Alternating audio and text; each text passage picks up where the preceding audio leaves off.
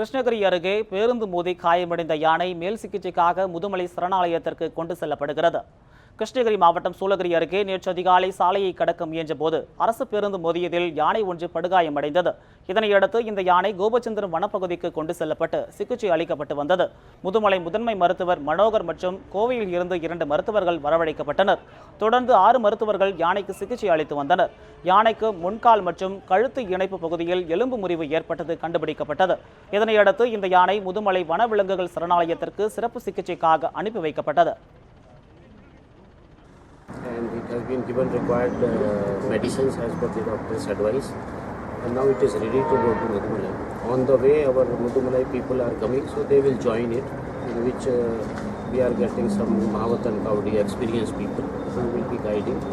One of our Dr. Manohar is going with the team, and I think let us hope for the best and pray to the God.